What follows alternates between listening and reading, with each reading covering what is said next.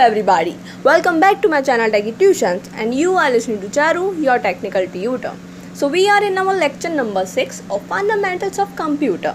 और दोस्तों एक कंप्यूटर तभी प्रॉपरली वर्क करता है जब उसमें लार्ज अमाउंट ऑफ एलिमेंट्स का यूज़ किया जाता है और उन लार्ज अमाउंट ऑफ एलिमेंट्स में से आज हम पढ़ने वाले हैं components of computer. So basically computer के 5 कंपोनेंट्स होते हैं: input unit, memory unit, control unit, arithmetic logic unit and output unit.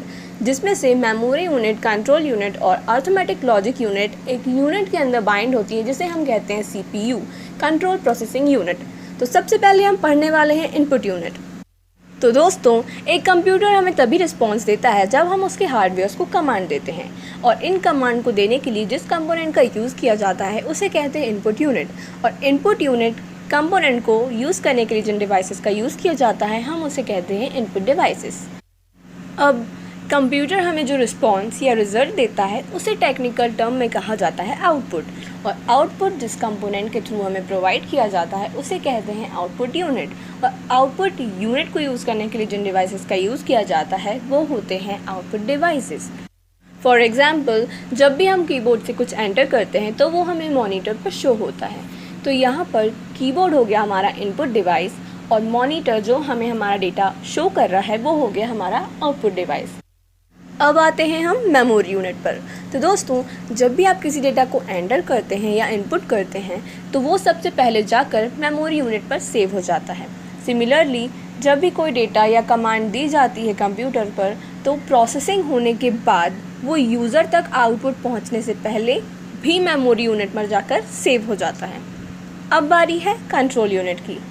तो दोस्तों कंट्रोल यूनिट को कंप्यूटर का कोर कहा जाता है क्योंकि ये कंप्यूटर के एंटायर डिवाइसेस की फंक्शनिंग को कंट्रोल करता है.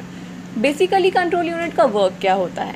तो जब भी कोई यूज़र डाटा को एंटर करता है तो ये उस डेटा को कलेक्ट करके उस पर प्रोसेसिंग करके यूज़र को आउटपुट प्रोवाइड कराता है. कंप्यूटर में जितनी भी प्रोसेसिंग की जाती है कंट्रोल यूनिट को उसका सेंटर माना जाता है. बेसिकली कंप्यूटर में डेटा एंटर करने से लेकर उस पर प्रोसेसिंग करने तक और प्रोसेसिंग करने से लेकर आउटपुट देने तक की जितनी भी वर्क होता है, जितना भी काम होता है वो कंट्रोल यूनिट ही करता है. अब हम आ जाते हैं अर्थमेटिक लॉजिक यूनिट पर. तो हमें नाम से ही क्लियर है कि अर्थमेटिक लॉजिक यूनिट कंप्यूटर में हो रहे अर्थमेटिक या मैथमेटिकल और लॉजिकल कैलकुलेशन से रिलेटेड वर्क करता है. अर्थमेटिक लॉजिक यूनिट में सर्किट्स होते हैं जिनके थ्रू वो एडिशन, सब्सट्रैक्शन, मल्टीप्लिकेशन, डिवीजन जैसी मेथड्स को परफॉर्म कर पाता है.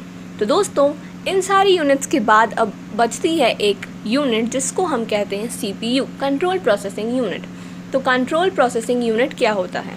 तो दोस्तों मेमोरी यूनिट, कंट्रोल यूनिट और अर्थमेटिक लॉजिक यूनिट को जो यूनिट बाइंड करके रखती है उसे हम कहते हैं CPU, कंट्रोल प्रोसेसिंग यूनिट. और इसीलिए CPU को कंप्यूटर का ब्रेन भी कहा जाता है. तो दोस्तों आज के वीडियो में इतना ही. मिलते हैं अगले वीडियो में. And if you like my video then don't forget to give me a big thumbs up. And if you are new to my channel then please subscribe my channel and press the bell icon so whenever I post a video you will get the notification of it. Thank you very much.